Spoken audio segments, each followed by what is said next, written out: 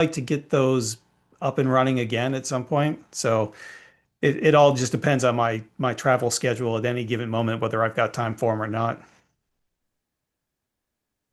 Well, get those up and running again at some point. hi, Elizabeth. Morning. Good morning, Elizabeth. Hopefully I don't crash. I'm barely hanging on over here.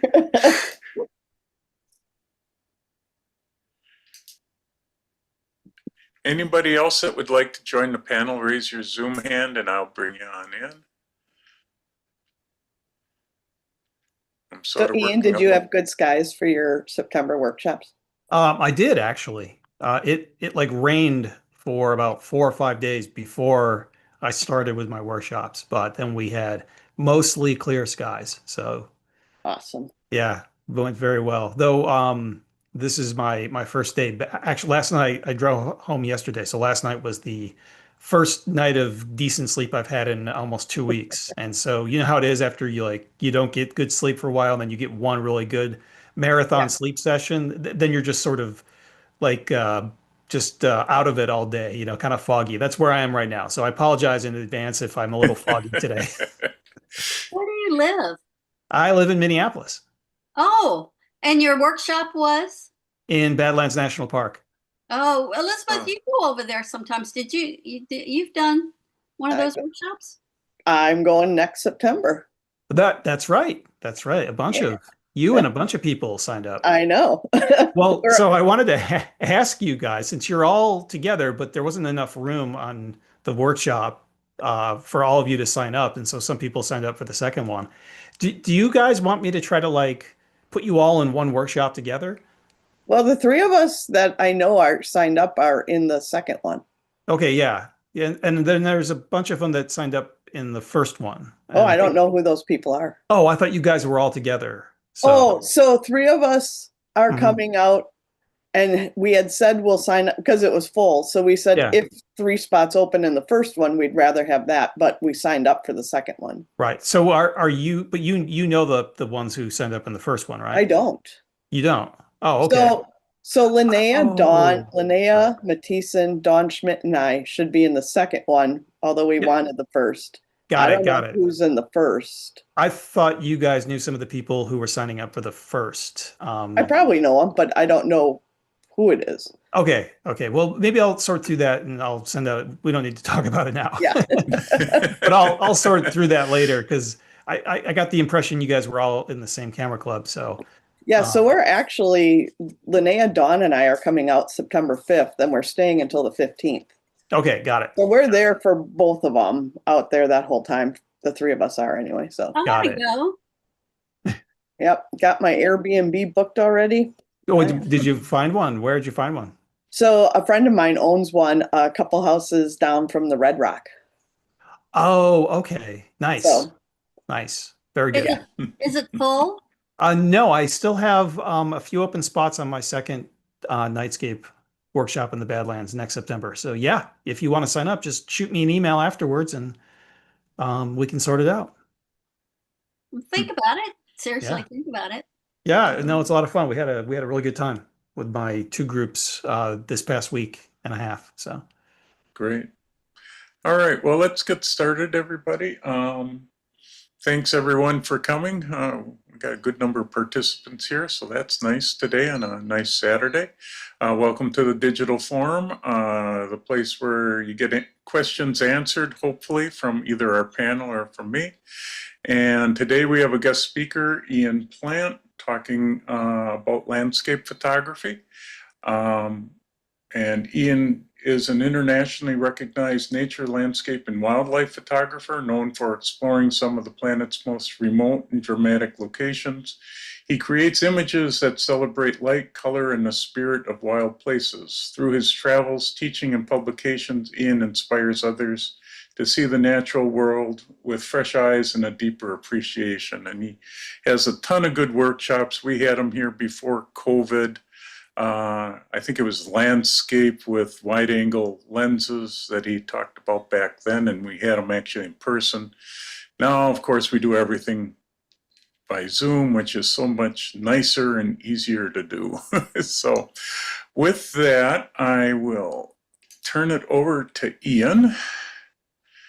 And thanks again for coming. I'm looking forward to this. Let's see, where did it go? I always lose my spotlight. There we Well, go. Thank you, Jeffrey, for extending the invitation and for the kind words at the beginning. That was the best introduction anyone has given for me, by the way. Most people just read off the pompous, self-promotional puffery that I wrote myself, but you paraphrased it and paraphrased it better than the original. So thank you for that. That was very kind of you. You're welcome. I gotta actually say that ChatGPT took all your stuff and condensed it down to that paragraph for me. Well, just never admit that. Yeah, I know, but it's I'm a big fan of ChatGPT, and I tell you, Yeah. it really helps me out on that stuff. But I- I'm glad you like it. I never know when I fix it all up after that. So Well, I use it more and more when I'm writing. Like I'll create a first draft and then I'll run it through the AI and it rewrites it for me, but keeps Yep. the original. And so what I do is I'll take the best of what the AI gives me and then dispense with the worst parts of it that just sound very cheap in AI yeah, and weave that in with my original text. And I find that actually is really helpful because It- sometimes you just can't figure out exactly what it is you want to say. yep. And It's the it's AI so, does it. so nice for getting you organized and making it stuff sound good. So Yeah. great. Yeah. Well, good. I'm glad you liked it, and thanks Yeah. for coming again. Absolutely. And today I am going to be talking about a topic that I've been passionate about for my entire career as a full-time professional landscape photographer for 20 years. Landscape photography has been nearest and dearest to my heart. It's the way I started as a photographer. And even though I've branched out into other specialties, landscape, I'm always coming back to it. So I'm going to be talking about what I consider to be a simple 5-step process to mastering wide angle grand landscape photos. And I'm going to go ahead and share my screen. And let me just close out a few things here. And we'll dive into the presentation. I always have this really exciting introduction that is broken up by me trying to switch over from Zoom to my presentation. So I'm going to rewind and begin again. This is my 5-step process to mastering grand landscape, in particular, wide angle landscape photography. But this also applies to landscape photography that's using longer focal lengths. I have a very similar approach, whether I'm shooting wider or shooting with a longer focal length. And so in the introduction, Jeffrey talked a little bit about me. And I've been doing this full-time as a professional photographer for 20 years now, and I love traveling the world to find the most amazing subjects, scenes, and moments to capture with my camera. And what follows in this presentation are just some of my favorite techniques for capturing artistic photographs. If you want to learn more from me, you can go to my personal photo education platform called photomasters.com, and there is a free webinar that you can access there, plus lots of other free and premium resources to help you become the best photographer that you can be. And I put a link to the free webinar in the chat. And you can also go to my personal website, ianplant.com, just to see more of my images. And so one thing that is key to landscape photography, and has been a key component of landscape photography since the days of Ansel Adams, is the juxtaposition of near versus far objects. And this is something that allows you to unlock the secrets of making compelling landscape compositions. So this near-far style provides depth and it creates visual excitement for the viewer. It gives the viewer a logical starting point for exploring the image. And it puts the viewer in the picture. It gives them a sense of being there. It creates a bit of a vicarious thrill. And so I'm always trying to have the juxtaposition of different visual elements that are at different depths in the landscape to create this feeling of depth and to give the viewer that experience. And once again, I'm primarily shooting wide angle landscapes when I'm using this style, but I also try to bring this into the moments when I'm zooming in and taking a more intimate approach. So one way to think about near far is to think of layering your composition so that you're providing these stepping stones for the viewer that they will travel deeper and deeper into the visual design.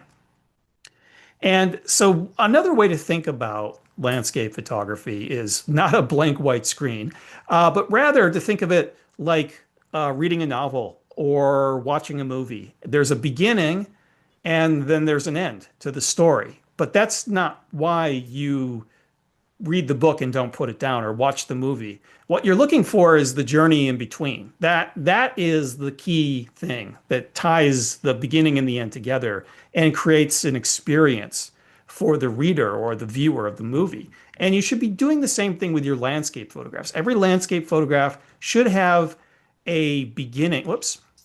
Sorry, my slides aren't working properly. Give me one moment here. This is another one of those anticlimactic moments. A really big buildup and then I screwed up. So with your landscape photography, you should be thinking of the same way. Same thing.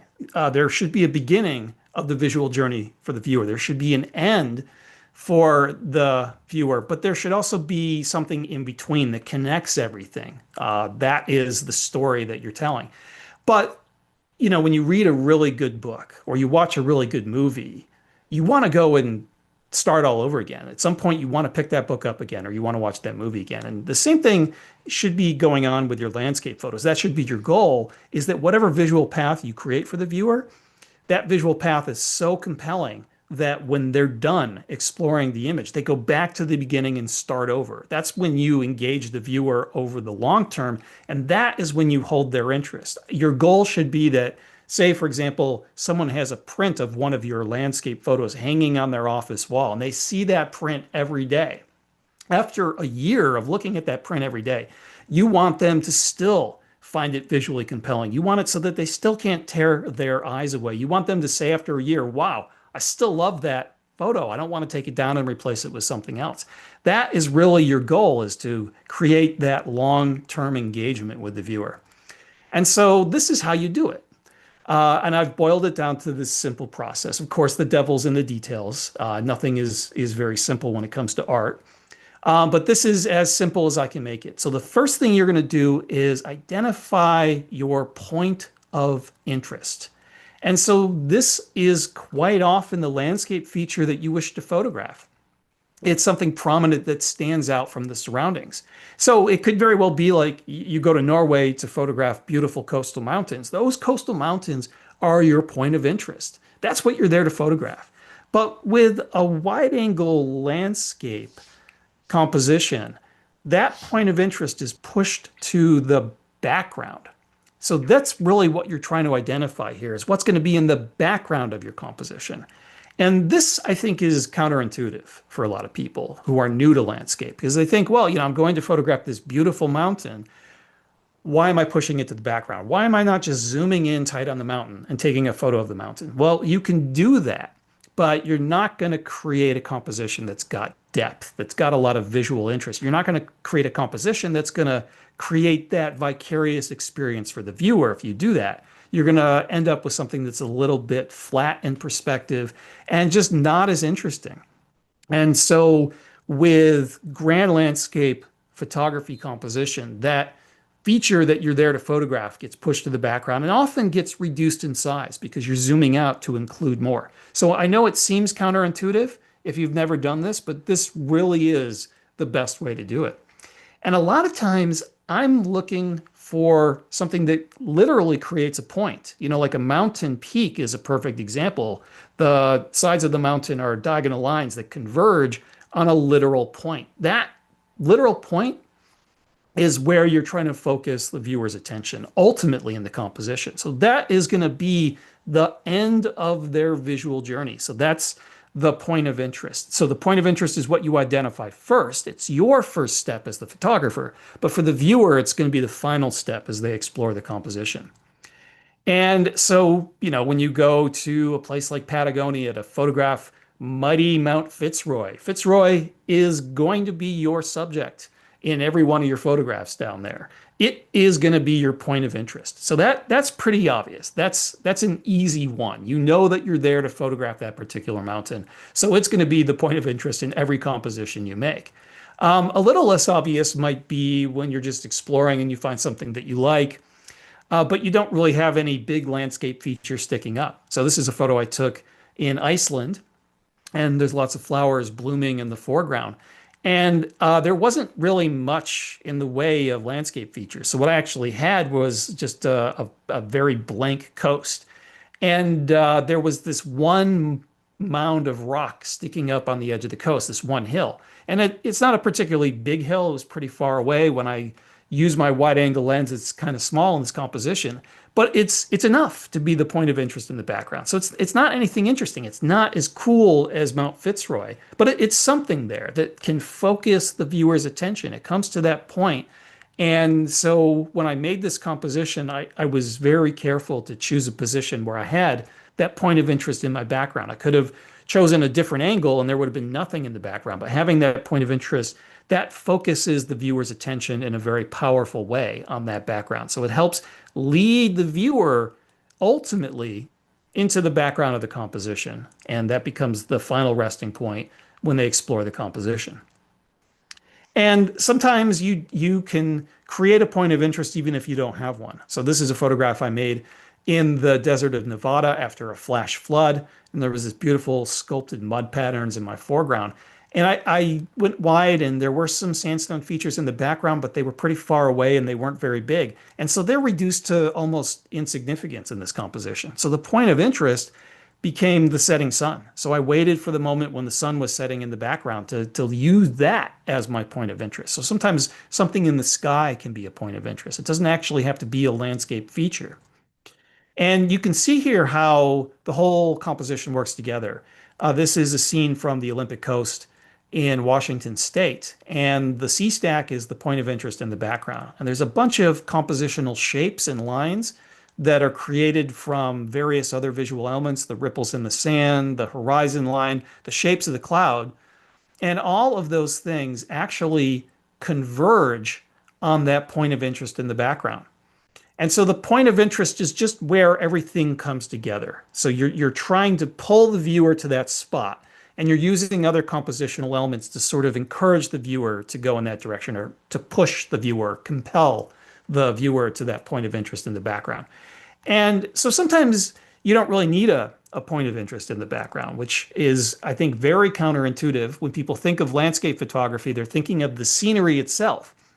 But I make a lot of landscape compositions that don't really have that interesting scenery in the background. One of my favorite places to do landscape photography is Badlands National Park in South Dakota. And here's a photo I took just a few days ago while I was out there leading my night photography workshops. We had a rare opportunity. We had some good clouds at sunset, so we weren't able to do any night photography that night, but we had a really nice sunset. And so we did that instead of doing the night photography that particular evening. And this composition is all about the foreground, the interesting textures and colors that form in the soft clay stone that's out there. And there really isn't any background scenery that stands up. There really isn't a point of interest. There's a little nub of a tiny little plateau that sticks up in the very middle of the background. But that probably doesn't really stick up enough for it to be a point of interest in the composition. But the point of interest, I guess, what's going on in the background is the sky in this particular photo. So this shot is all about the foreground and the sky without that point of interest. So these 5 steps, you don't always need to use all 5 of them. And as a matter of fact, I'm less interested in the point of interest. I'm less interested in the landscape scenery itself. Once again, that's going to sound counterintuitive, but to me, landscape photography is really so much more about what's going on in the sky and then what's going on in the foreground. And actually, I think the foreground, the stuff that's at your feet, that's relatively nearby, that's usually very, very far away from that epic scenery in the background. To me, the foreground is the most important part of landscape photography. And so I'm going to spend a little extra time talking about finding a good foreground, which is step 2. And so the foreground is what adds depth and visual interest for your landscape compositions. A good foreground will lead the viewer deeper into the scene. So you've got to find the right foreground. It is the most important part of your landscape composition. And a good foreground anchors the composition. It gives the viewer a logical starting point as they explore the scene. And so I like to fill the bottom part of the image frame with my foreground. So I like to make the foreground big, to stretch it out so that it's close to the image edges or maybe even intersecting with the image edges. And, finding the right foreground can really bring your landscape photos together and bring them alive in a way that you can't do if you're just zooming in and photographing the background. So this is a scene from the Arizona desert. There's a lot of interesting sandstone formations in this particular place, and they're really nice. But the stuff in the foreground is what really interests me, and that's what makes this composition work. So there's a sandstone mound in the background. It's a nice looking mound. It's okay, but like if I just zoomed in and taken a photograph of it, I don't think it would have been very interesting. But it's the foreground that really makes this shot. And so I spent a lot of time looking for the right foreground, and then when I found this curl that's created by the white stripe in the sandstone, I knew I had a good foreground because it not only is it a dynamic shape, it's really bold and it catches the viewer's attention, but it also points the viewer towards the background. So the viewer follows the curve on the left and the right, and those curves reconverge in the background. And so this takes the viewer on a journey through the entire composition. And a foreground doesn't have to be anything incredibly beautiful. It just needs to be photogenic. And what I mean by photogenic, something can be photogenic and be ugly. Something that's photogenic is just going to create a dynamic shape. It's going to lead the viewer in. It's going to tell a more interesting story. So these are all characteristics of a good foreground that might make it work in a wide angle landscape composition. So I was on the Oregon coast for this photo. And, people go there to photograph the beautiful sea stacks. But in my composition, the sea stack is in the background. It's the point of interest. It's rendered kind of small. This photograph is more about the foreground. And my foreground here is actually two things. One is the curled piece of seaweed. So seaweed left on the beach is the kind of thing that a lot of photographers would just step right over, not even give it a second chance because they think, oh yeah, this is some ugly seaweed. But instead of seeing it as ugly seaweed, I saw it as creating this beautiful compositional shape. So it's got this really nice curve that's created.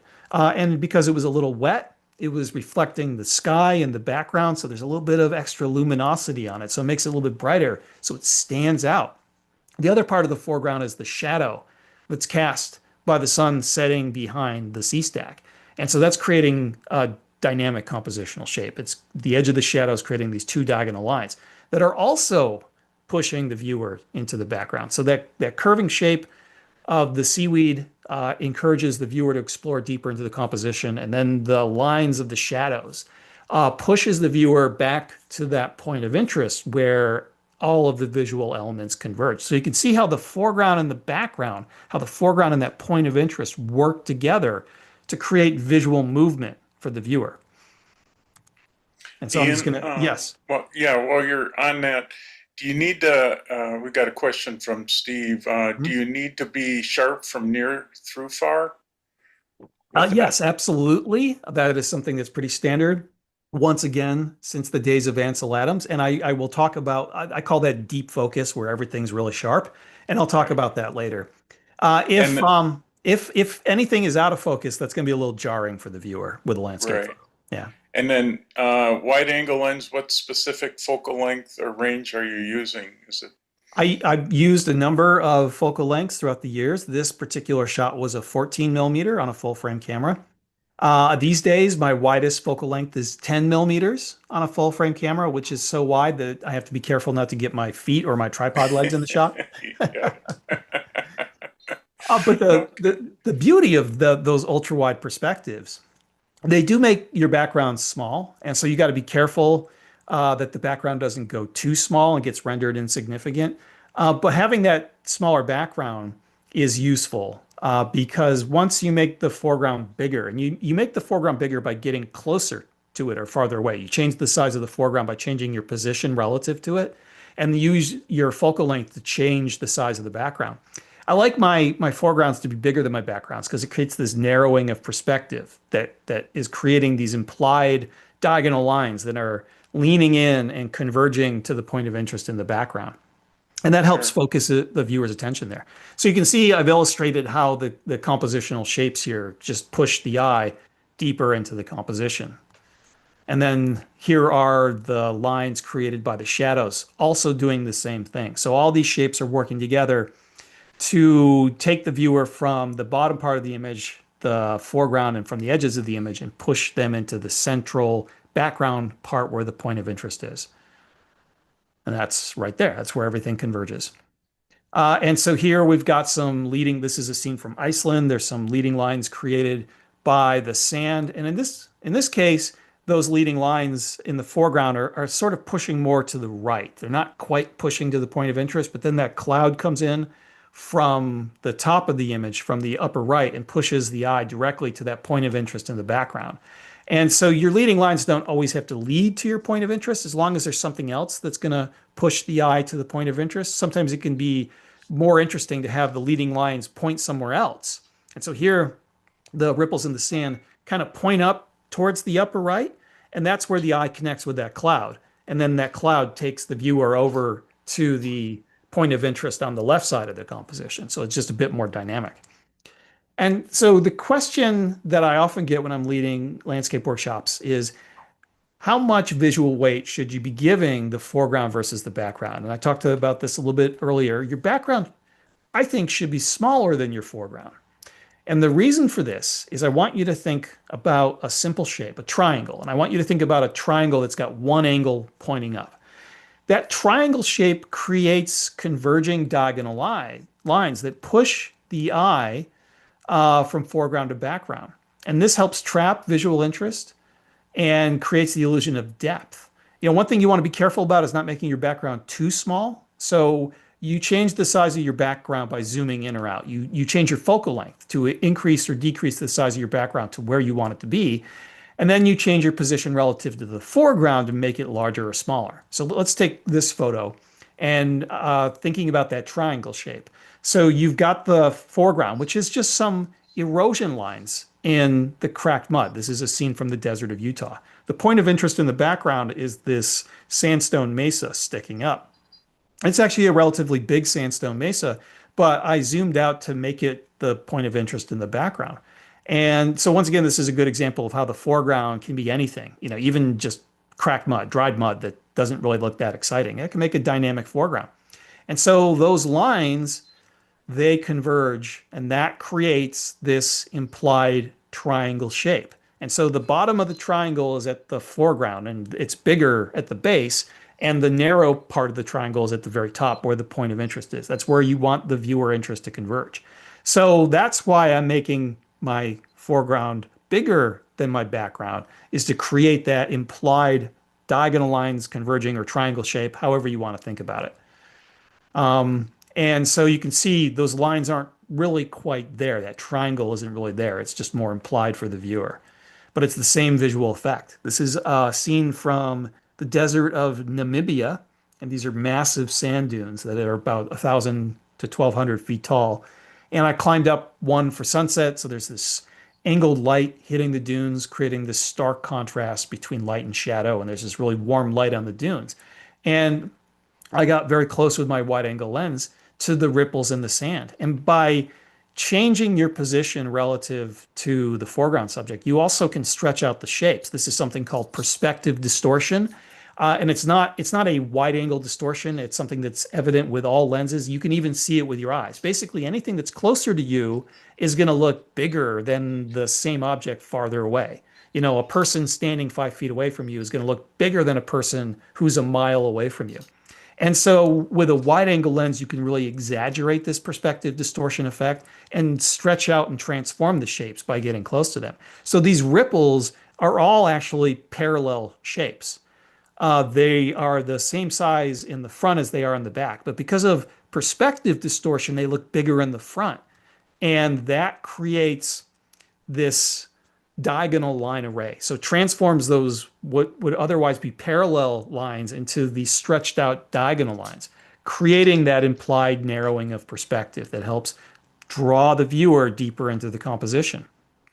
Here's a question I get a lot. because people notice that a lot of my landscape photos are shot in portrait mode, vertical. And I actually get this question. I have people say, well, Ian, I thought that portrait mode was for taking portraits. Shouldn't we be shooting all of our landscape photos in landscape mode? And it's a fair question. It's just poorly named modes. They really shouldn't call them landscape versus portrait, because obviously you can shoot a portrait of a person either horizontal or vertical, and you can shoot a landscape either way. So I prefer to call it horizontal versus vertical orientation. And the reason why a lot of my photos are shot in vertical mode, shot in portrait mode, is because vertical gives you more room to include lots of foreground and lots of sky at the same time. And so if you've got a really amazing sky going on behind your point of interest in the background, and you've got a great foreground, sometimes a vertical just gives you more space. And the vertical framing can also make your background point of interest appear larger in the image frame. So if I had shot the same scene from the desert of Nevada, if I shot this horizontal, that background point of interest would actually look smaller because it's got more space on either side to the left or right. It wouldn't actually be smaller. It's just the perception would be that it's smaller. But if I shoot it vertical, it's got less space to the left and the right. So it appears to be filling up the image frame more. So it makes it look bigger for the viewer. And I actually think this is pretty simple. You don't have to make a choice between landscape versus portrait mode. Just shoot both when you're starting out, experiment with both. But for me, now that I'm more experienced, what I do is it's actually quite simple. If you've got a lot of visual elements going from left to right, then you would probably be better off framing the scene with a horizontal format. If you've got more going from bottom to top, then you go vertical. So it's actually pretty simple to figure out, but when you're beginning, it might be a little difficult to figure it out at first. So I would experiment with both. And I think you'll learn pretty quickly. You know, some scenes will work both ways, but most scenes will work better one way or the other. And so try them out both ways, and I think you'll begin to get the idea, and you'll be able to figure out more clearly when you're just out there looking at the scene which mode is going to be better. Okay, so you've got that great point of interest and you've found that perfect foreground. The next step is to get the right light. And so there's a lot of different ways to think about light. We can think about the direction of the light. We can think about the quality of the light. We can think about the color of the light. And for landscape photography, usually you're not shooting during the middle of the day. Usually you're shooting at sunrise, sunset, and in the twilight when the light is angled, when the light is colorful, and when the light maybe is a bit softer as well, making it easier to work with compared to that harsh, colorless, flat light in the middle of the day. And so, you know, the very first thing you need to figure out when you've scouted a composition, is this going to work better at sunrise or sunset? Some compositions actually might work fine for both. Others are clearly going to be one or the other. And so you need to determine where the light will be at sunrise and sunset to figure out if your compositions are going to even work. And so a lot of folks use photo planning apps like the Photographer's Ephemeris, which I think is just now called Photo Ephemeris. And then there's PhotoPills, and both of these programs will let you know exactly where the sun is going to be. You can even pull up an augmented reality feature, which works through your phone's camera. And so you can actually swipe the phone through the scene and see where the sun or the moon or the stars are going to be, depending on what it is you want to put in your background. And so they're really useful for determining the direction of light. And I like having angled light when I'm doing landscape photography because it adds shading and it helps enhance the feeling of three-dimensionality for the landscape. And that's what I did for this photo from the desert of Namibia.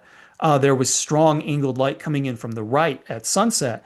And so it's revealing the shapes of the sand dune in the background. And that shape would not have been as strong or as distinct if it didn't have that angled light. So if it was a cloudy day and there was no direction to the light, or if I was shooting on a sunny day in the very middle of the day, that shape would pretty much disappear or wouldn't be as visible. And so the direction of light can have a big impact on the way your landscape scene looks. And so one thing that you've got to be careful about is photographing with the sun behind you, at least when the sun is lighting up the landscape that's in your foreground. So this is a photo I was trying to take in Badlands National Park in South Dakota. Unfortunately, the sun was setting behind me, so my shadow was getting in the shot. And so you definitely want to avoid that. When you've got light on the landscape that's in front of you that you're including in your scene, usually it's best not to have it so that the scene is front lit. So you don't want the light behind you. You want the light coming in from a side angle, from the left or the right. So when there's light on the landscape, I'm looking for side lighting on my compositions.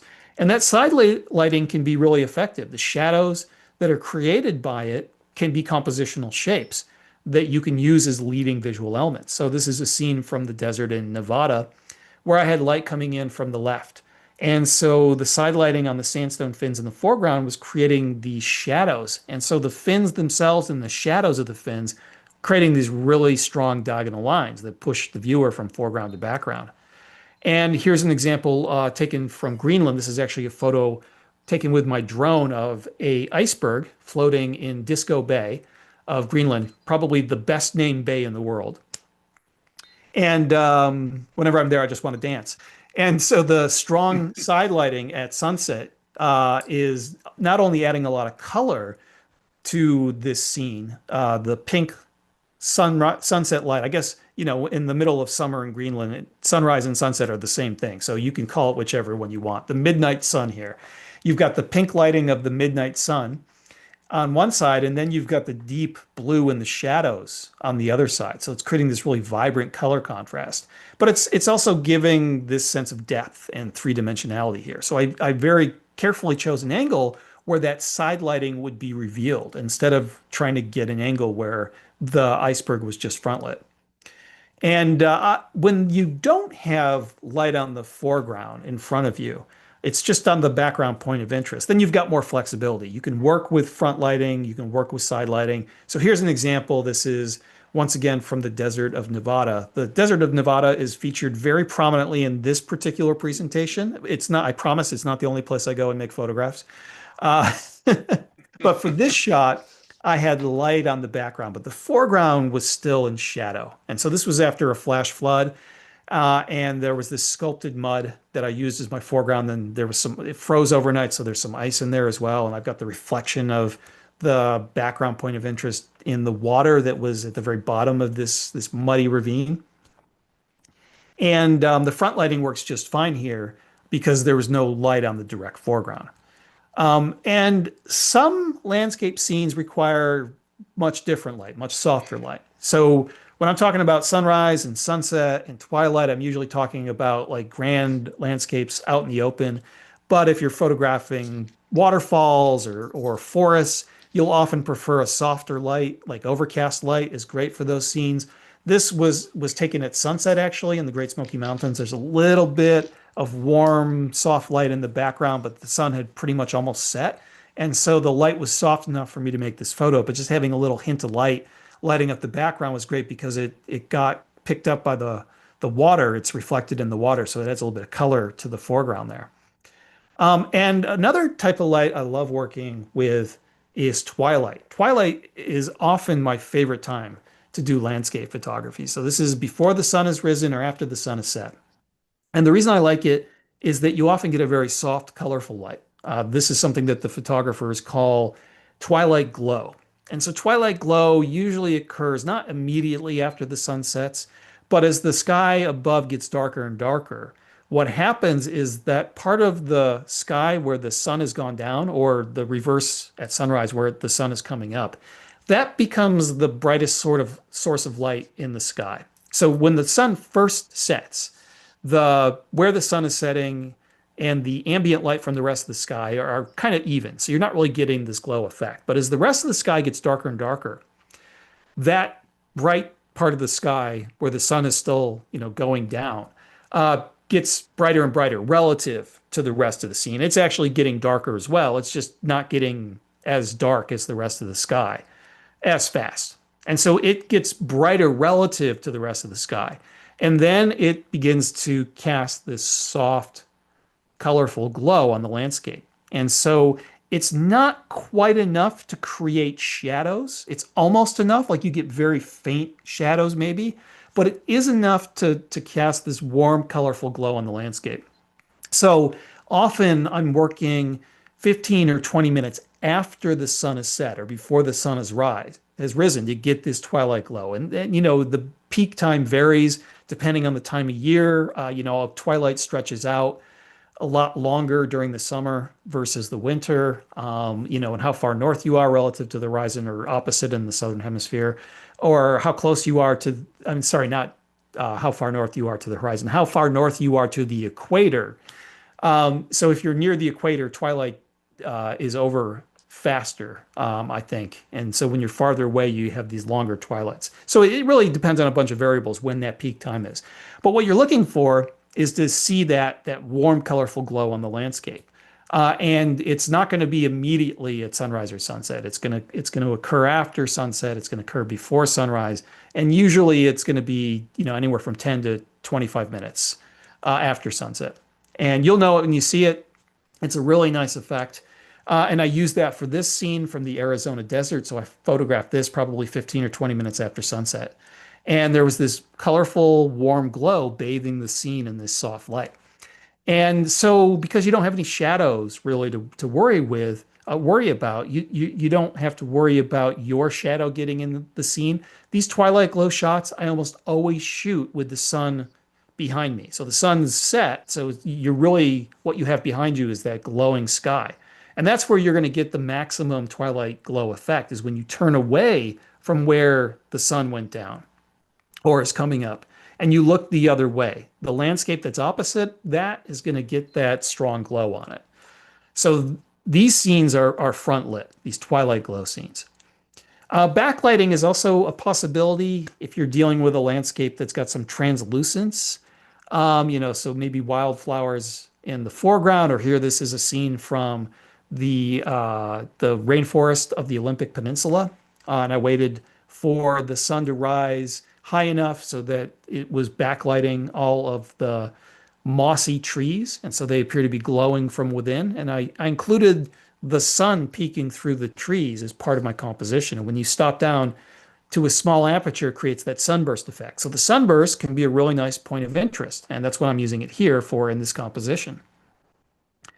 And here's a scene from Iceland where I was shooting into the sunset or the sunrise. I can't remember which one this was. This would have to be sunset. Yeah, this would have to be sunset that I'm looking into. And so if you've got a scene that's reflective, like you've got water, shooting into the sunset can be very effective as well. It doesn't work so great if you've got a landscape that doesn't reflect or doesn't have any translucence. So if your landscape foreground is just a bunch of rocks, shooting into the light is usually not as effective. But when you've got something to reflect that light, then shooting into the light can be very powerful in your landscape photos. Okay, so we've talked Ian, about, before you Yep. get into the weather, we got a couple of quick questions. How do you determine the exposure when the foreground is darker rock and sand or mud, and then sunny sky in the background? Oh yeah, that's a good question. So sometimes you might have a scene where it's actually pretty easy to find the exposure. So if you're shooting this, let's say you're shooting at sunset and the scene is side lit and you've got light on the foreground as well as on the background, that's pretty easy because the background and the sky aren't really going to be that much brighter than your foreground because there's light on everything. And in twilight, when the light's really soft, then usually it's pretty easy to get a single exposure as well. The tricky part is when there's a lot of contrast. And so you might have your foreground in shadow and there might be bright light on the background and the sky. And so then it's a little bit trickier. Sometimes it's best to do an exposure blend. Do one exposure to make sure you don't overexpose the highlights in the sky, and then do another exposure to make sure you don't underexpose the shadows. So you have one exposure optimized for the shadows, one exposure optimized for the sky, and then you do a blend of those images, like a merge to HDR in Lightroom to blend the exposures. And that way you can increase your dynamic range. Most digital cameras these days have got such good dynamic range that you can optimize the one exposure and just make sure you don't overexpose the sky. And you'll have enough detail in the shadows to pull out detail in the landscape. So exposure blending isn't quite as necessary.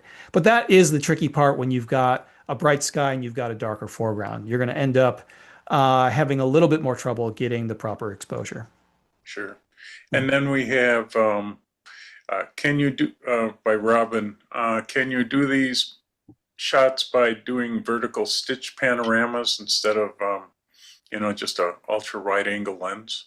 Yeah, you can. You can do a stitch panorama. It's a bit more tricky, especially when you're trying to have a really big close foreground. If you're doing a stitch panorama with that, you might run into parallax errors, which I'm not going to get into. If those of you who already do panos might, want to explain it in full later on to the people who've never done it. But basically, the idea is that you have to do your panorama a very precise way to avoid those errors when you've got something like really close to the camera. It can make it harder to stitch things together. So that's a problem. And it's also really hard to visualize what your foreground's going to look like. So the reason I use the wide angle lens instead of doing the pano stitching is that I can look through the viewfinder and see exactly what happens to the relative sizes of the objects in the scene when I use my wide angle lens and get close to my foreground or back away from it.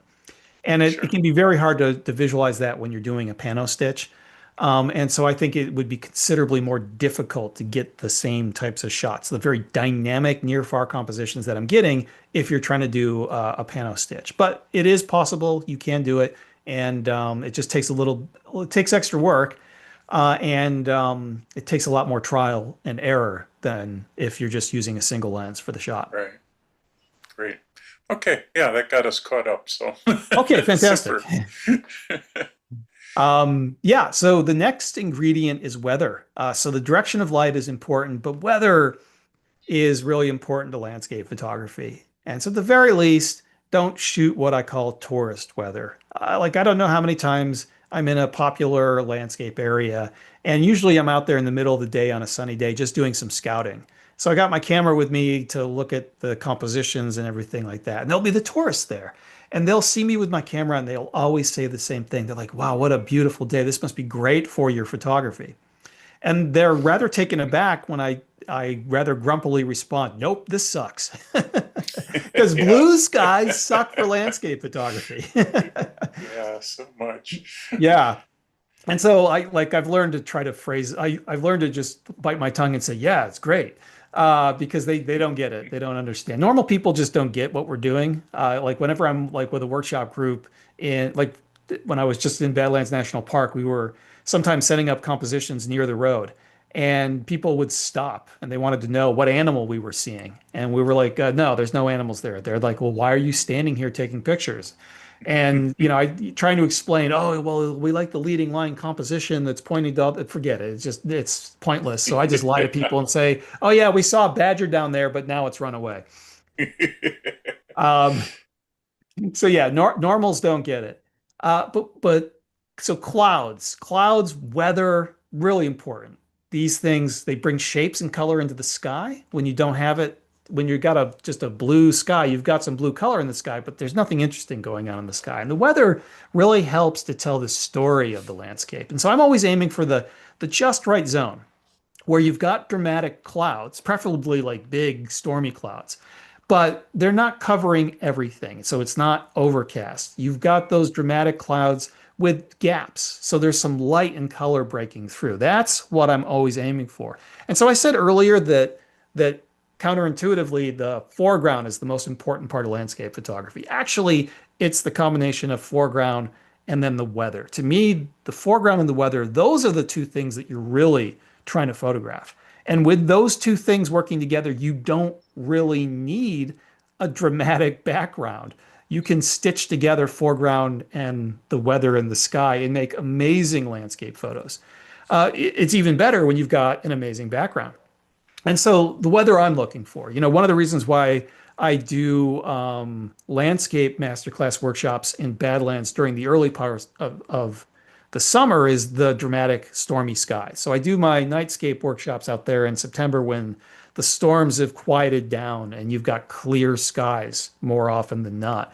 But in the early part of the summer, you get these immense thunderstorms that just rake the Great Plains. They're just running right across it. I like to call the Badlands a storm bowling alley. You just you're one of the pins and you're waiting for the bowling ball to come to you.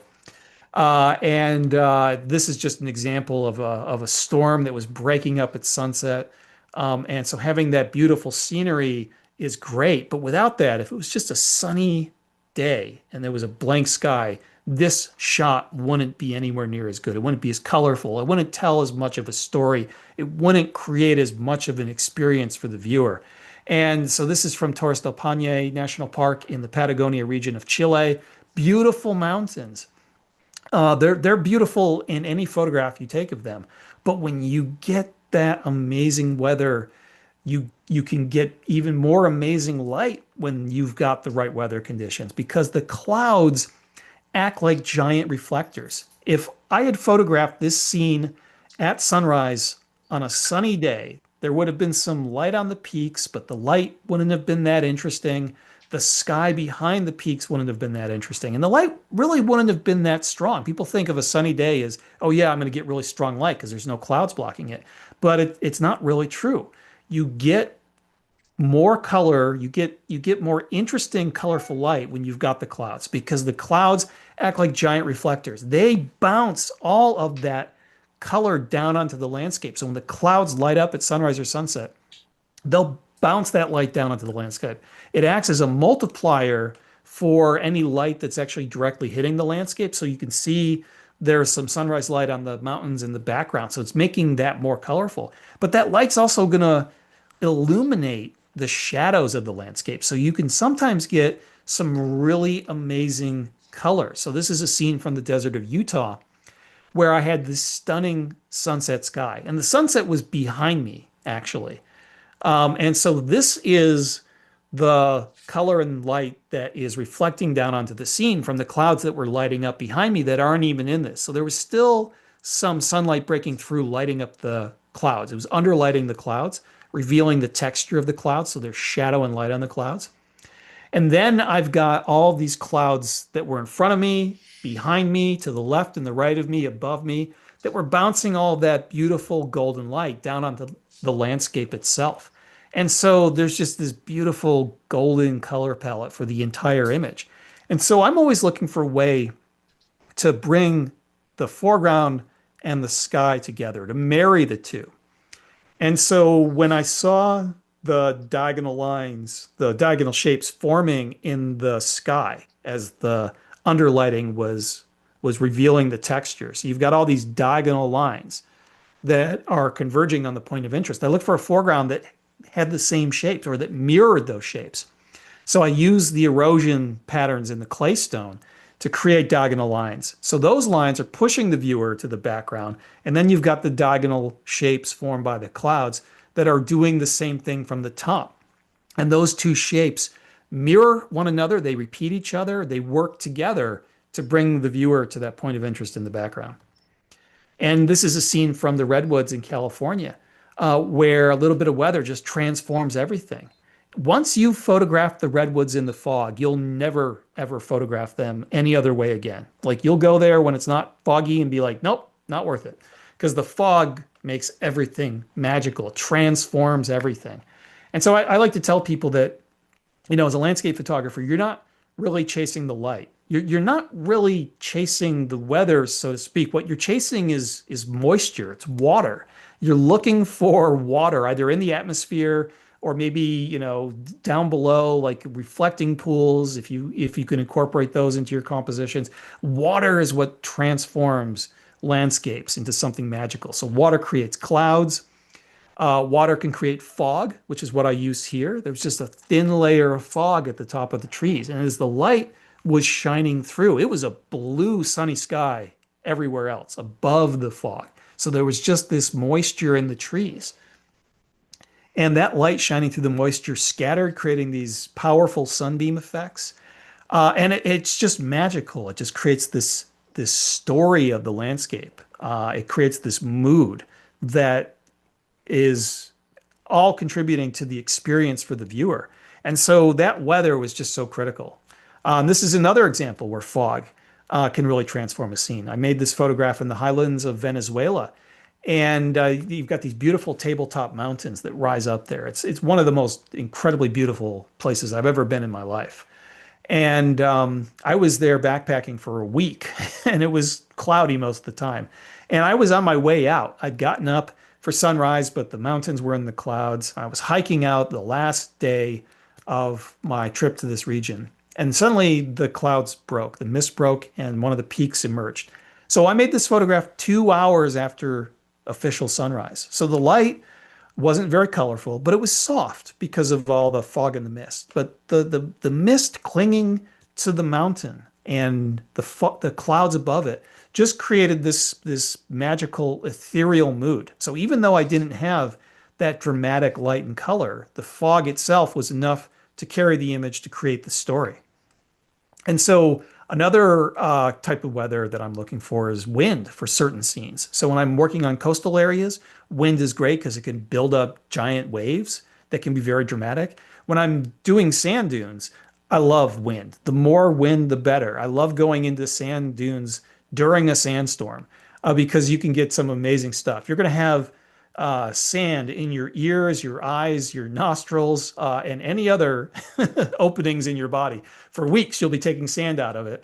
But it can be a really magical experience when you've got all that blowing sand that's catching the light. And so this was a sandstorm that I went into in Death Valley National Park.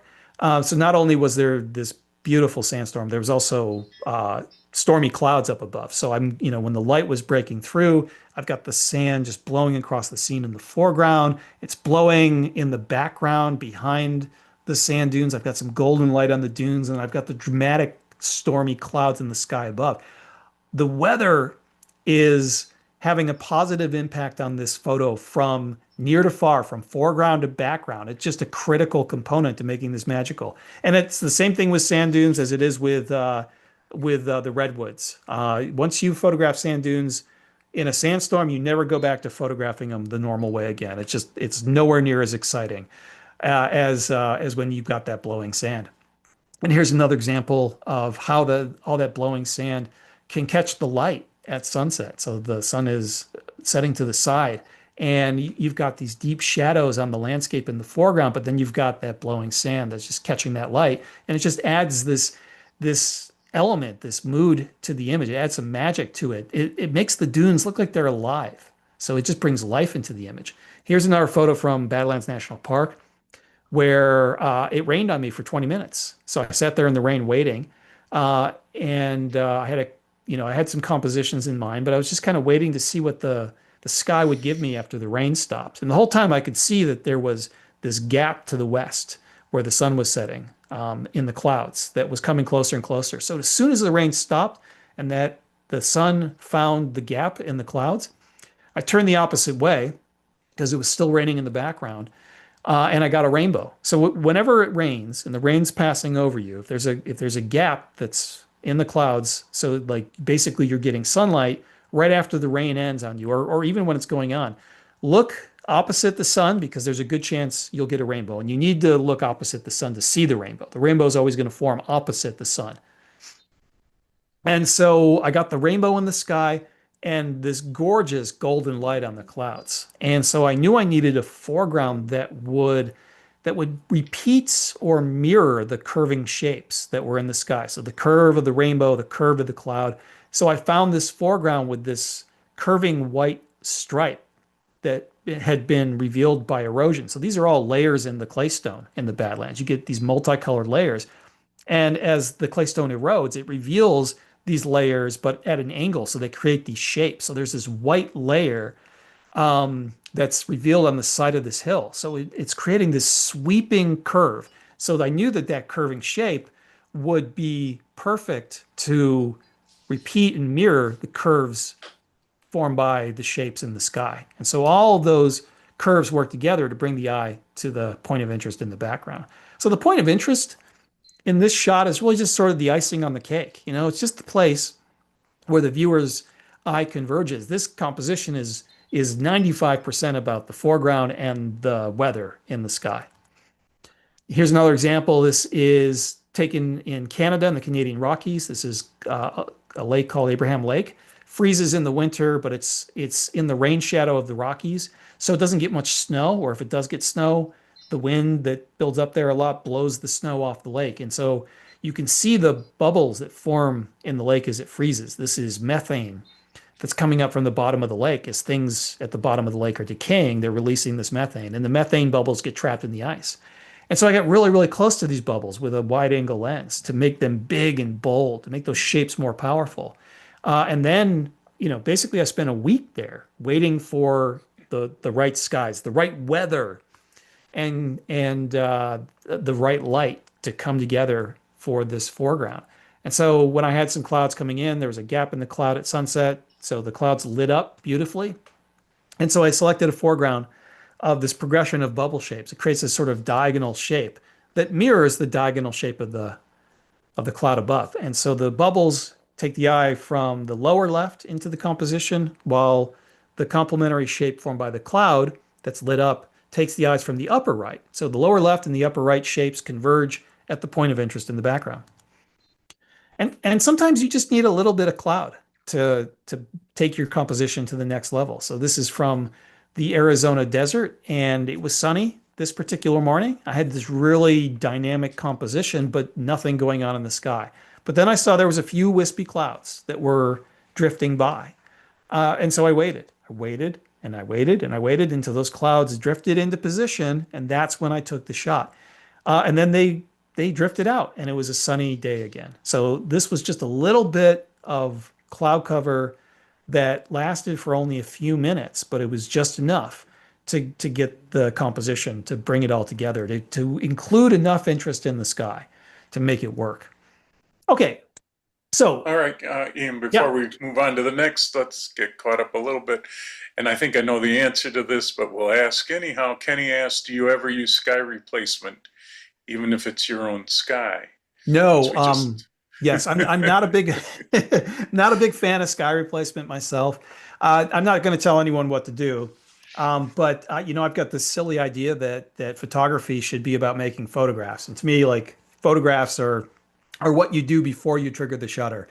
And so a lot of people are kind of shocked at how simple my image processing is for my landscape photography. It's usually not that dramatic. As a matter of fact, I remember doing a workshop and I was showing people what I do in the digital darkroom. And this one guy was like, yeah. No, I don't believe you. Show us what you really do to make the images look like this. Because there's a lot of landscape photographers that teach these computer enhancement techniques, and sky replacement is one of them.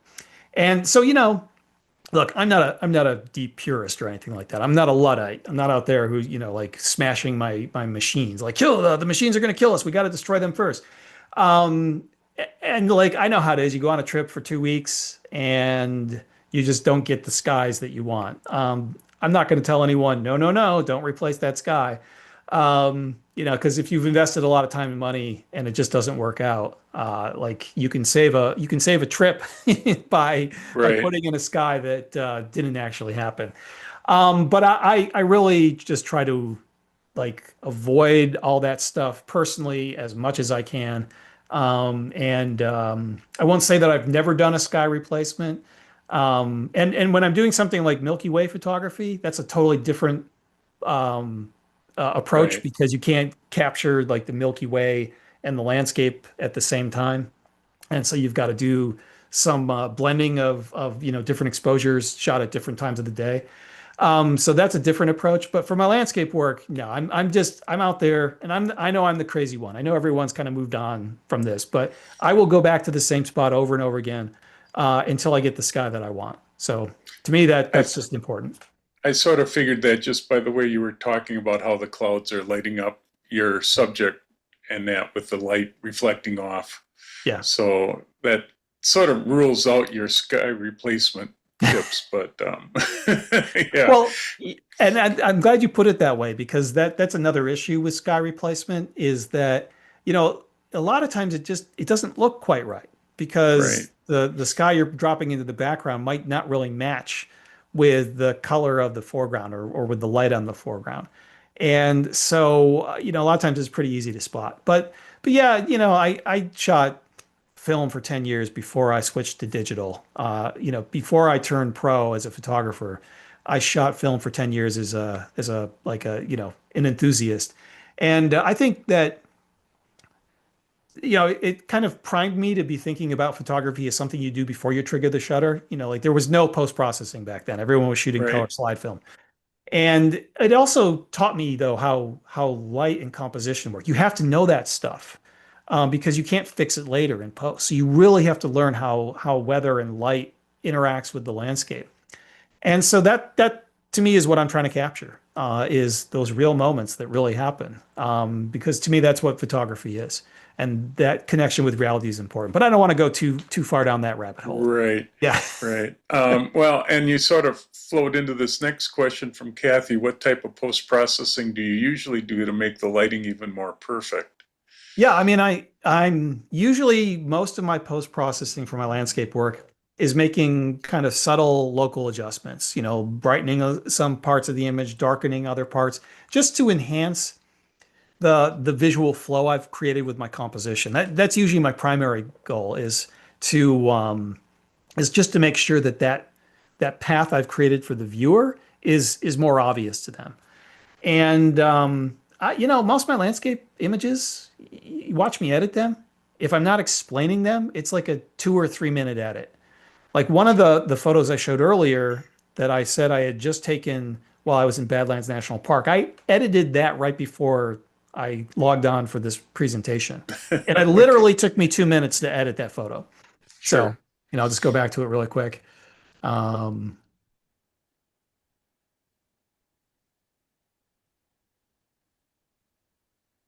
there we go. Oops, sorry.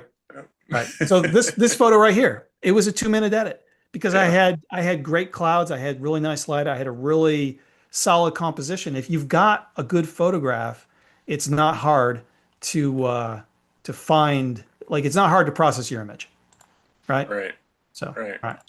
Okay, Mike asks, you tend to place the background point of interest in the middle of the shot, left to right, especially in portrait mode images. Why not vary the placement a bit to the left or the right, or use a rule of thirds for placement? Is there a reason other than personal preference? Well, yes, sometimes I do. Some of my images, the point of interest might be off to the left or the right. The reason why I'm placing things where I'm placing them is that for each particular composition, I feel like that will balance the composition best. You mentioned the rule of thirds, and it's always dangerous for me to say this with camera clubs because a lot of camera clubs the rule of thirds is really popular. I hate the rule of thirds. I think it's total nonsense. And I encourage people to just chuck it out the window. And the reason why is that first of all, it's not really a rule. It's just something that was made up by Kodak company when they were trying to popularize their personal cameras. And it was just really meant to be a guideline because most people, when they first get started taking photos, they tend to just point their camera right at their subject. And you can do that and you'll end up with a lot of boring pictures. So getting the subject away from the center can create a more dynamic composition. So that's what the rule of thirds is really getting at, is trying to encourage people to think that way. But there's nothing magical to dividing your image into thirds versus anything else. And there's certainly nothing magical about the rule of thirds. Like I find that the rule of thirds, if you apply it, most of the time is going to lead you astray. It's going to lead you to make a composition that is not the best composition. Sometimes the rule of thirds gets lucky and it happens to be the right way to do an image. But I would say that's about as effective as claiming that the key to winning roulette is always bet on black 7. Yeah, it'll come up every now and then, but you'll lose most of the time. And when I'm doing workshops, a lot of times people will share compositions and I will recrop the composition to show them how it could have been better. And they see it and they're like, oh yeah, that's a lot better than the original composition. And then I ask them, well, did you use the rule of thirds for your composition? And they say, yes, I used the rule of thirds, or I wasn't consciously using the rule of thirds, but there's a rule of thirds grid on the back of my camera and I just line things up with that. And I'm like, well, that's your problem right there. So that's why I don't use the rule of thirds. I've never used the rule of thirds personally. I never have. But I've got some pretty strong opinions about the rule of thirds. So I think it can be useful when you're just beginning as a guideline. But as you learn more about composition, you realize that it doesn't really do much for you. It's more of an impediment than a real aid. A lot of times, so this idea that that having something in the center part of your composition is bad is actually wrong. You can make really powerful centered compositions as long as you have other interesting things going on that will encourage the viewer to explore other parts of the composition. So if you just have one subject in your scene and you're just pointing at that subject and it's right in the middle, that can be kind of boring. But if you've got a lot of different visual elements and they're all doing their own thing, but they're all working together, having that main subject kind of in the middle of the composition, or at least from the center left to right, that can actually be really powerful because you've got a lot of visual interest going on around whatever is the main subject. But the main subject being centered balances the composition. So you get this combination of energy and balance in your compositions.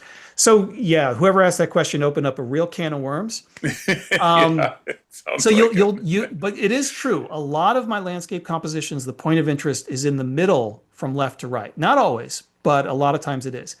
And that's just the way the compositions are being constructed because all the leading elements are kind of bringing the eye to that spot. Not to say that I don't sometimes move the point of interest off center. I do that quite a bit, but I think more often than not, the point of interest is centered from left to right.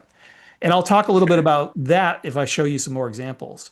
Sure. Like, this example here, the point of interest is centered from left to right.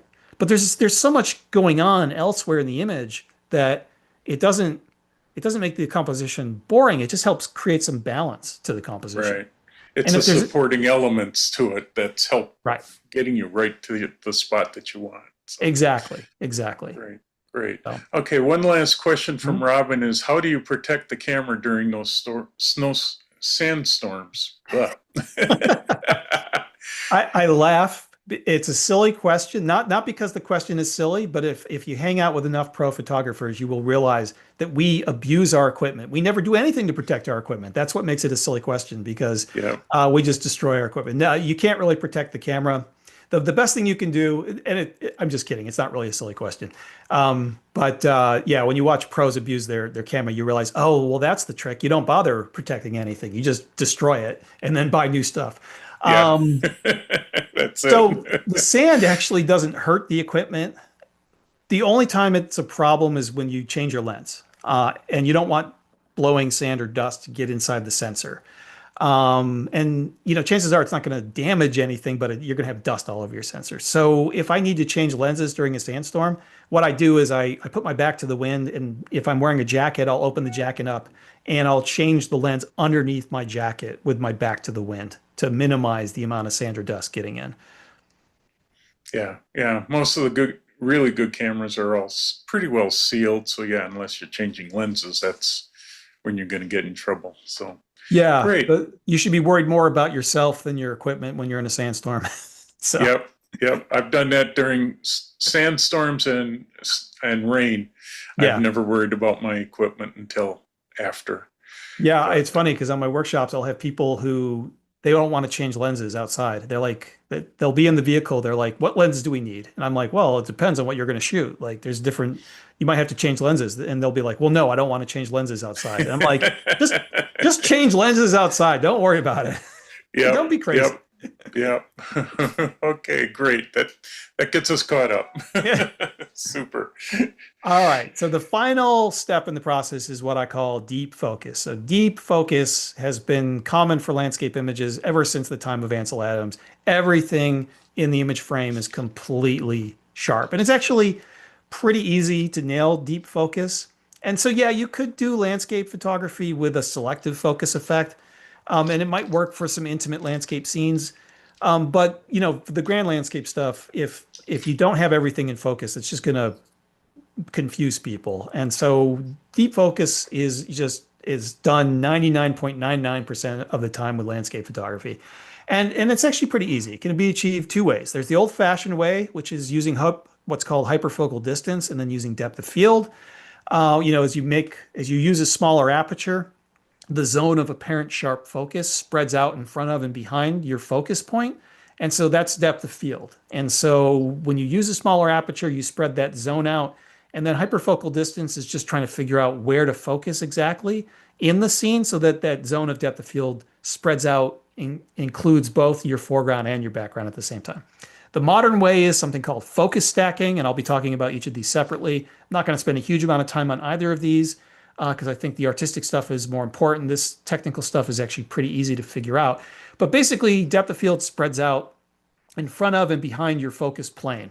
We call it a focus point, but it's really a focus plane that you're focused on. So whatever that point is, there's a plane that extends up and down and left and right from that point. So anything that's within the same plane of where you're focused is actually going to be in focus. So if you're standing looking directly at a brick wall and you focus on one of the bricks in the brick wall and the camera and the brick wall are perfectly parallel, then all the bricks are going to be in focus. But if you shoot the brick wall at an angle instead, then the focus plane doesn't intersect with all of the brick wall and you'll just have some of the bricks sharply in focus. And so the depth of field doesn't actually spread out evenly on either sides of the focus plane. Typically you've got more depth of field behind the focus point than you do in front of, but this diagram is just meant to make the whole thing a little bit simpler.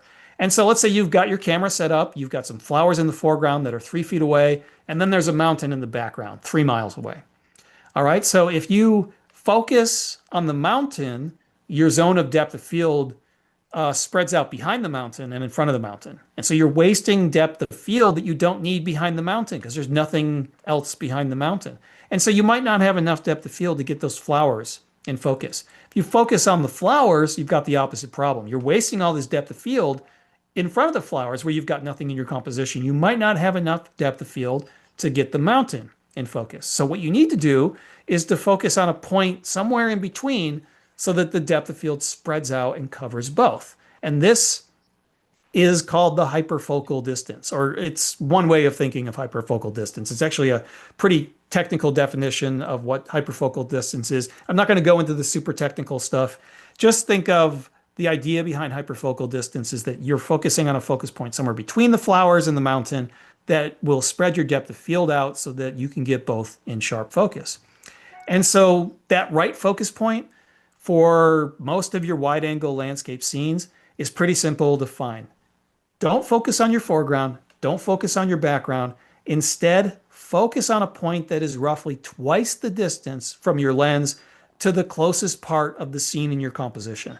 So if the closest thing in your shot, let's say it's those flowers that we were just talking about, if the closest flowers are about 4 feet away from your lens, focus on a point that's roughly 8 feet away. And you don't have to take out a tape measure. You don't have to look at the distance scale on your lens or the distance scale that might pop up in your electronic viewfinder when you're manually focusing. It doesn't have to be super precise. You're just making a guesstimate to get you in the right zone. It's somewhere in between the foreground and the background. So usually it's going to be maybe the something in the middle ground. And so one thing that you should avoid doing is sometimes you'll hear this rule for focusing for landscape shots, where people will say focus 1/3 of the way into the scene. If you think about that, that doesn't make any sense. There's 2 different ways to think about this. The first one is, well, if you're focusing 1/3 of the way into the scene, well, what's 1/3 between 3 feet and 3 miles? So if you've got flowers in the foreground that are 3 feet away and you've got mountains in the background that are 3 miles away, well, that's roughly 1 mile. If you're focusing on 1 mile away with a wide angle lens, that's pretty much at the background. That's at the infinity point of the lens. So you're wasting depth of field. The other way people think about it is, well, come up from the bottom of the image frame 1/3 of the way and focus on that point. And yeah, that'll probably work most of the time. But let's say you've got those flowers in the foreground. And let's say those flowers are pretty tall and they're coming up into that 1/3 from the bottom of the image frame. And you focus on those flowers. Well, those flowers are the closest thing. So once again, you're wasting depth of field because you're focusing too close. So that rule, it never made any sense to me. Whenever I ask people what it means, no one can tell me what it means. It's just something that's repeated and no one ever thinks about. If you do it, chances are it'll get you in the right place most of the time. But there will be specific instances where it will put you in the wrong place. So use my method. I think it's easier. Just kind of estimate the distance from, you don't even have to come up with a number. You don't have to sit there and say, well, I think that's 4 feet away, so I'll focus on a point that's 8 feet. You just kind of eyeball it. You look at how far the lens is from that foreground, and then just try to focus something that looks roughly twice the distance. That's all you need to do. And then from there, you need to extend your your aperture. Use a smaller aperture so that depth of field spreads out in front of and behind your focus point. And so for most wide angle landscape scenes, this is going to be f11 or f16. So you're going to be stopping down more to get that depth of field. As you get better at this, you might get away with slightly bigger apertures like f8 or f11 instead of f11 or f16. But in the very beginning, it's a good idea to stop down a little extra to make sure you've got the depth of field. And then you can take the shot and you can zoom in and you can see, check the foreground, check the background. If they both look perfectly sharp, you've nailed it. If the background looks soft or the foreground looks soft, then you've got to adjust where you focused. If they both look a little soft, that means you need more depth of field. That means you need to stop down some more. Another thing you can do is what I call focus bracketing. And that way you'll never have to worry about getting it precise. Try a shot, shoot everything at f11. Try focusing on the foreground, focusing on the background, and then focusing somewhere in the middle. Chances are one of those will be correct for you. That also leads us to the next method, which is called focus stacking. So focus stacking involves taking several photos of the same scene. So you're not varying your settings at all. I do these in manual, so there's no exposure settings that change. All you're doing is focusing on a different point, and then you blend them together. You stack them using a computer program. And I always shoot these at usually like f8 or f11 because most wide angle lenses are optimally sharp from the center to the edges and the corners of the image frame when you've stopped down a little bit. And this also gives you some more depth of field so that it's easier for you to stitch everything together. So you've got overlap of this apparent sharp focus. And then when you're done, you can go onto the computer with these images and blend them using a program. I use Helicon Focus, which is a dedicated focus stacking program. Works great. I definitely recommend if you're going to do focus stacking. And so focus stacking is the same thing you would do with focus bracketing. Focus on the very near part of the composition, focus somewhere in the middle, focus on the background, and then blend them together. The focus stack blend in Helicon Focus takes 10 seconds. It's really easy. And so the advantages of focus stacking is that everything looks sharper than if you're using depth of field. It just looks better. Focus stacking also allows you to capture much more extreme near-far perspectives. And most of the time, it's really easy. In the field, you're taking 3 images, boom, boom, boom, maybe even 2. You can get away with 2 for a lot of scenes. And that takes you 5 seconds. And then on the computer, Helicon Focus is a one-touch operation. You're done in just a few seconds once you've loaded the images into Helicon Focus. You might have to do a little retouching if there are any blending errors, but the program makes it easy to do that as well. And so it's really simple. Well, why not just skip all the hyperfocal distance nonsense, which can be really confusing and is not very precise, and just do focus stacking? Well, you certainly can try that, but there are going to be some scenes where focus stacking is impossible or impractical, like if the light's changing really fast and you got to move quickly, or you've got lots of movement, moving water or flowers in the foreground that are blowing in the wind. That might make the blending difficult. So I make sure that when I'm doing landscape workshops, I teach people how to do hyperfocal distance focusing so that they can do it when they have to. And then they can use focus stacking for everything else. And so here is an example of a focus stack scene I took in Iceland. This was a very extreme perspective. So the bits of ice in the foreground, they look big. They're actually really, really small. I got super close with an ultra wide angle lens. I was 5 inches away from the ice. And so it's impossible to get enough depth of field when you have such an extreme perspective. Getting everything from 5 inches to the background is impossible, even if I stopped down to the lens's smallest aperture of f22. There would have been softness somewhere. So focus stacking allowed me to get this extreme shot. And this is how I photographed this. I had the camera on a platypod. So it's almost at ground level. So it's really, really close to the foreground. And so focus stacking is necessary for these more extreme perspectives if you want to work with them.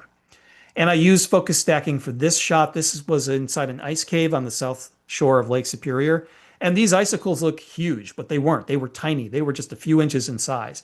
It's just that I was so close to these little icicles that it makes them look big. And with that extreme perspective, I had to focus stack blend this image. And here's another example of focus stacking with a kind of extreme perspective. This is a scene from the desert of Utah. I was close enough to those cholla cacti that I was like picking the spines out of my skin. But I did that to get this perfect perspective to create all of those dynamic visual elements I've been talking about, making that foreground big, stretching it from left to right in the bottom part of the image frame creates that narrowing of perspective that helps encourage the viewer to go from foreground to background. And so I think now you're ready to go out there and take some amazing landscape photos. So start off by selecting your point of interest, find that compelling foreground. That foreground is going to be the most important thing. Once you've figured out what it is in the background that you want to photograph, that's pretty easy. Usually it's something that stands out and you say, oh, that looks pretty. I want that to be my landscape subject. Then the tricky part begins, finding that really compelling foreground. And you're going to be spending most of your time doing that. Then you determine the best light, direction, color, and intensity for your particular composition. And then it's just waiting for optimal weather conditions to bring it all together and then using the technical aspect to achieve that deep focus effect. And so you want to learn more from me, you can go to my personal website, ianplant.com, and see my other photos. I don't just do landscape, lots of wildlife as well. And you can also head over to PhotoMasters and learn more from me there, or show up on one of my photo workshops. You can find information about my workshops either place. So there you have it. Thank you very much. If there's any more questions, I'm happy to answer them. Wow, that's a lot of information in a short period of time. I have a So, question for you, Ian. Go ahead, Jeremy. This might be I know this will be a rabbit hole to go down. And I might want to take a workshop from you just for this purpose, but I shoot very much like you do, and I've been very successful with it and have the depth. In the last couple of years, I've been doing drone photography. I have a new drone that's causing me to leave my real camera, or what do you call it, mirrorless full frame. I heard you call it full frame, at home. But I'm finding the transition to using that camera more than my mirrorless difficult because I can't get the close-up shots like you're showing us here without getting very low to the ground. And then why have a drone to do that? Yeah. And so I was wondering if you have any tips or recommendations. I noticed you had several drone photos in your mixture here. Yep. Is it just a matter of using the drone only for certain circumstances, and the idea of using that kind of depth where you get close to the foreground, give that up, or what do you recommend? Well, so let me just go back to my presentation really quick and just share this photo. So this is a drone photo, actually. And so I use a drone for landscape a lot now. I use it so much that I now refer to my regular camera as my land camera. I love using the drone for photography. It's just amazing. And I love doing the near far shots with the drone, but near far becomes a different thing with the drone. And so you're right, because if you get the drone that low to the ground, you're basically just have a flying tripod at that point. And so it's a perspective that's very similar to what you get from land-based photography. And so you're not going to be trying to find that near foreground with the drone. You're going to be having a foreground that's a little bit far away, but you're looking for a bigger foreground so that you don't have to get really close to it to make it big. And so the foreground here is a perfect example. This is the same kind of dynamic foreground that I do with my near-far land-based compositions. It's just that the foreground here is really big. These are some big ridges in the claystone leading up to the sandstone mesa in the background.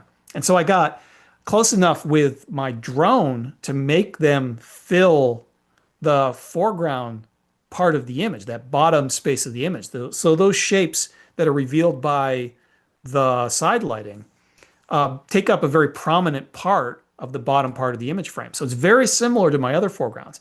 But in this case, I'm not 3 inches away, I'm 300 feet away from that foreground. And so you're still trying to get the same perspective effect. It's just that with the drone, you're not going to be as in your face with those foreground subjects. And so let me see if there's any, I don't think there's any other real examples in this presentation. But yeah, I do a lot of drone landscape photography, and a lot of my drone photography looks very similar in style to my land-based landscape photography. But you just got to kind of shake off the idea that you're going to be getting super close with your drone to your foregrounds. It's going to be farther away, but you're going to be looking for bigger foregrounds so that even though you're farther away, they're still going to fill that space in the foreground area of the image. So I guess with the coming fall colors, my idea would be to go out and get those trees, get above those trees and get them a bunch of big trees in the foreground with something in the background. Yeah. Next Yeah. week. Yeah. And you can definitely still do that. So yeah, finding some sort of point of interest for the background that's farther away, that's going to be smaller in the ultimate composition, and then having the trees in the foreground, I think that would be really beautiful. Yeah, holy hell, you guys. So good luck with that. Huh? Good luck with that. Any other questions? Boy, quiet group again. Well, we had a fair amount of good questions during the talk, so. Yeah, and I talk a Great. lot, so I tend to answer questions before they come up. Right. Yeah. You covered a really wide range and always give me interesting ideas for when I need to go out and shoot next time. So I got a quick thank you question. for all that. Sure. Go ahead, Steve. You didn't mention anything about using ND filters or graduated filters at all. So do you use them or you just don't? Yeah, I don't really use much in the way of filters these days. The only two filters I might use are a polarizer filter to cut glare and reflections if I'm shooting waterfalls or streams. ND filters can be useful. So ND filters, for those of you who don't know what they are, they cut down on the amount of light coming into the lens. And so I will use those occasionally, like if I'm working on coastal scenes and I'm trying to get longer exposures to blur the water creatively. Okay. And so I'll use an ND filter if it's too bright for me to get those half-second exposures that I'm aiming for, or those 1-second exposures. I don't use graduated neutral density filters. So for those of you who don't know what those are, graduated neutral density filter is darker at the top and clear at the bottom. And it was designed to balance the exposure between sunset sky, for example, and a foreground that's in shadow. And so you'd pull the graduated filter down until the graduated transition is right over the horizon. So this is how film photographers used to balance their exposures. And there's no reason to use those. They actually, it was the best technology available at the time, but they work terribly because there's always this, like getting it just right, like getting the proper balance between foreground and sky is difficult. Often anything that's sticking up into the sky, like mountains or trees, would go too dark as a result. And so it's much better to either rely on the dynamic range of your digital camera or to do exposure blending. It looks much better than the grad. So I don't use grads at all. Okay, thank you. Yep. Any other questions? Oh, well. Okay. Great. Well, Ian, thank you again. Great presentation. We did have one comment. Thank you so much. Great presentations. Your photos are beautiful. And I think all of us would agree that you have some really great photography and your classes are always so interesting. So definitely sign up for his workshops. They're definitely worth it. I'd love to find time to be able to go, but I don't get there, but I heard a lot of good about you. So, well, I always try to have a good time and to pack my workshops with as much learning as possible. So thank you so much for having me on today. I had a lot of fun talking with you all and answering your questions. And so I hope to see you again, either virtually or even better, someday in real life. Thanks so much. Okay. Thanks a lot, Ian. Yeah. Bye-bye.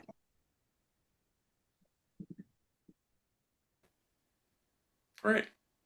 Oh, another super presentation. I'm glad he's yeah. starting to do more of the stuff on Zoom so we can get him in. I first heard him.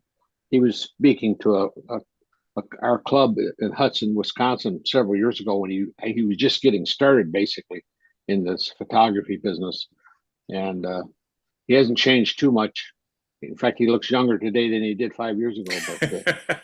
But anyways, but he's quite a personable individual. I'm sure as Yeah. people have taken his workshops will understand. So Yeah. Well, and when we had him here in person, I don't know, that's got to be 8 or 10 years ago. Yeah, he was a very easy guy to work with and had such a wealth of information. That was, I think, an all-day workshop, if I remember right. It's hard to remember that far back anymore, but no. And if anybody wants to see him again, the first Tuesday of October, we have him for Menominee Falls Camera Club. And he's going to be talking about, I always forget, making a connection in your photos. So that should be another interesting talk. That's 7 o'clock at night on the first Tuesday of the month. So if somebody wants to join in with our club, let me know and I will give you a link. So anybody have any questions or problems? I see Elizabeth dropped out. That could be because she's having a problem with her computer these days. So we'll see if she comes back and see if she's actually gotten stuff fixed or not. But anybody else have any questions, problems, or hey, suggestions for talks? Because I'm working on the month of, working on next year. We're getting a good lineup going. Let me see if I can find my lineup again. Gee whiz, where'd it go? That's what I get for putting in his bio.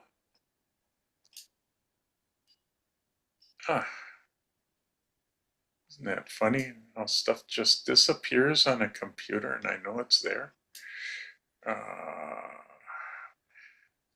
Well, let's see. Next month we have, I think it's Hazel Meredith is going to be talking about iPhone photography.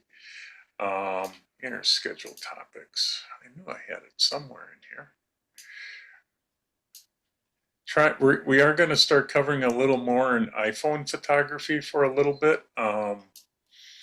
So Hazel's going to talk about creativity with your smartphone. In November, I have Phil Itea talking about 4 different ways for processing your images.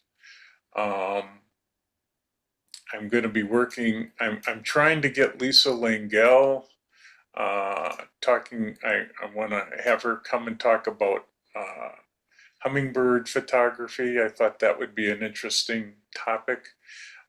That's going to be sometime in 26. I'm just trying to see if she can, her schedule usually starts at 11 in the morning, trying to see if she can come in at 10. And I'm working on a couple other people, but if you have suggestions, I'm always on the lookout for either different topics or, different speakers. They're all starting to do a lot more of these Zoom meetings and some of them are getting pretty reasonably priced. So I'm waiting to hear back from 2 or 3 more. So hopefully we're going to get next year covered pretty quick.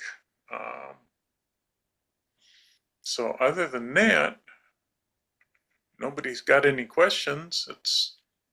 We'll let everybody go and enjoy the rest of the well, it's almost noontime, so rest of the afternoon. Yeah, hearing none, I will say thanks everybody for coming. I hope you enjoyed it. If you do want to rewatch this, Ian was good enough to let us put it on YouTube, so it's on our YouTube channel. So check that channel out. We have a lot of the old talks on there. And if you haven't, please subscribe. We're up to 103 subscribers now, so we're building up a good amount of steam on getting subscribers. Yeah, that was a fun presentation. I liked his answers about my drone photography. I'm surprised. Yeah. at him. When I got this a couple weeks ago, and I'm realizing this is my camera now, and Yeah. and like I said, I'm leaving my mirrorless at home more than I'm taking it now. And we're in the future, we're going to do this. Even with cell phones, this might become true. Early drones had cell phone point and click sort of cameras in them. And the drones have progressed to where they're competing now with real cameras. And I think that not iPhone, but just cell phone photography's gonna go that way eventually too. And so it was interesting that I heard him say that he was also doing the similar thing where he was leaving his real camera at home Yeah. and going out and doing the drone photography. Yeah, Have you the ever- drones have- are Have certainly you heard doing of a Dan lot. Anderson? Yeah, I've shot with him. Yeah. Okay, because he's I haven't seen anything of his work except drones lately. So, and I know Yeah. I know he was doing one-on-one type workshops type of things. So, and Yeah, he's pretty close in Door County. So, I went up and shot with him with my drone about 2 years ago. how did you? Shot Okay, with him for the day, and it was fun. He's Yeah. doing almost all drone photography. Yeah, But my okay. new drone has got 100 megapixel camera in it, and by Hasselblad, so I was pretty amazed at Wow. the quality that I'm getting out of that camera.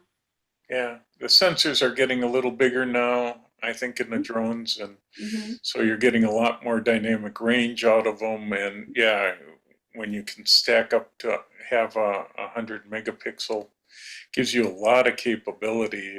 I know, and they're making the drones a lot easier to fly Mhm. and all that. And a lot So safer. But yeah. the near far that he's teaching today, I think there's still a place for that with Oh yeah.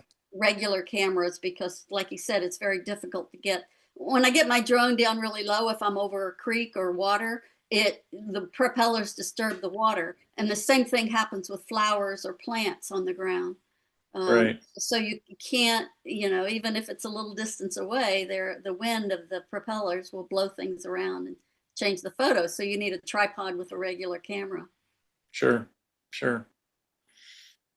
No, he's always a great speaker and he has a lot of good information. So he does have a number of other talks, so we may bring him back in sometime next year and have him do some more because he does have 4 or 5 that he's giving to camera clubs. So if your camera club is looking for somebody, he's definitely one that you could check out.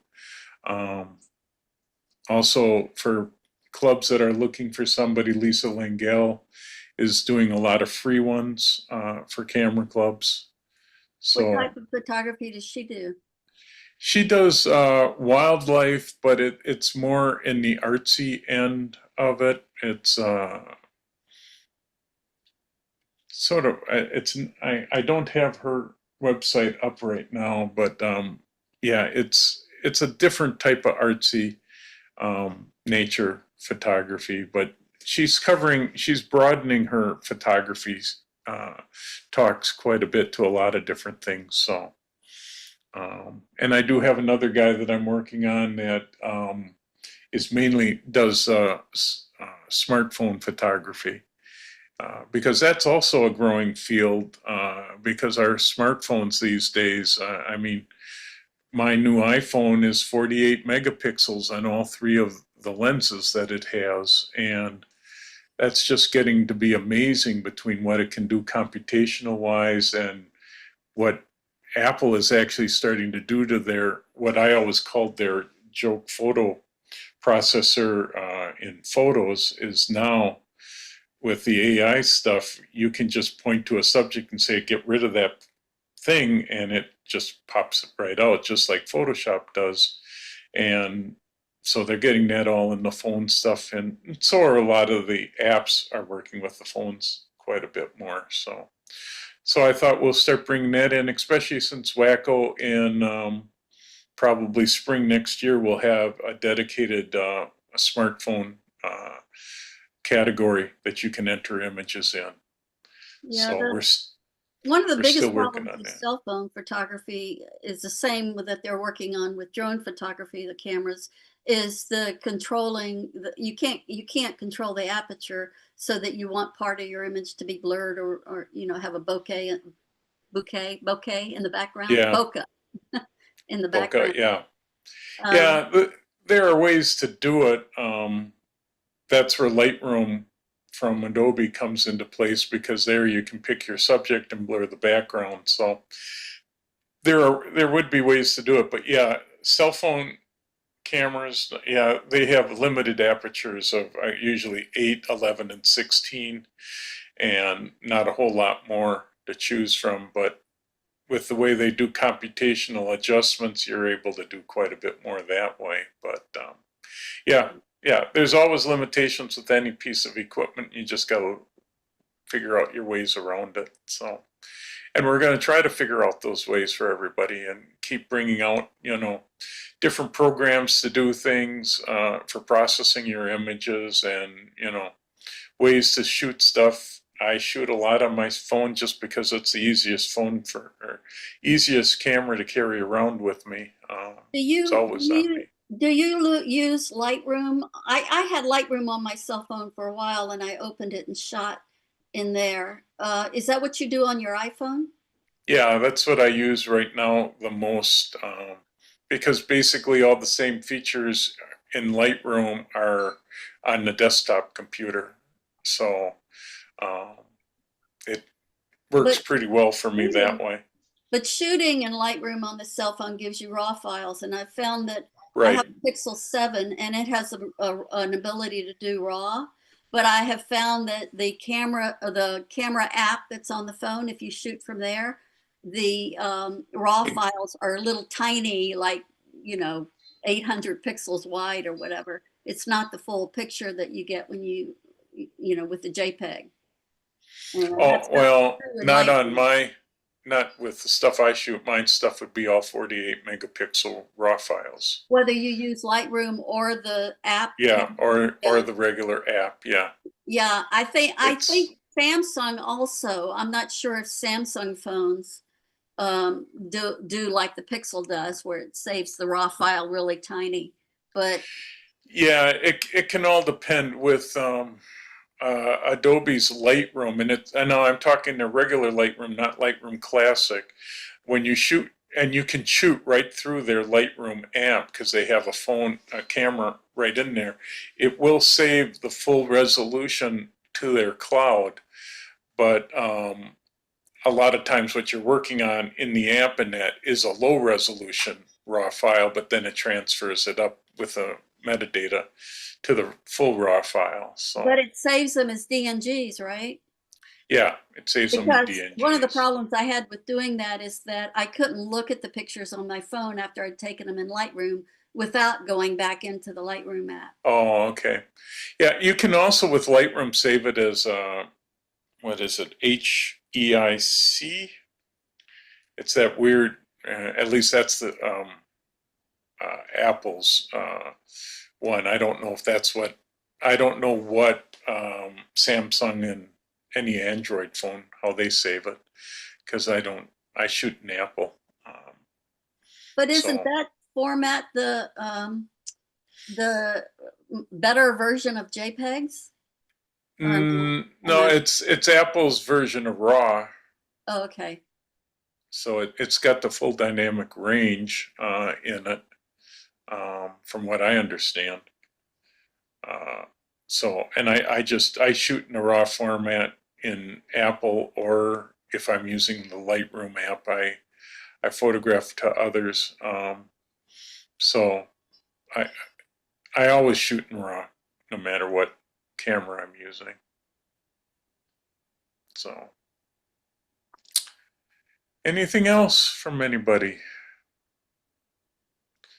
All right, with that, we'll say have a good Saturday, and we'll see you next month.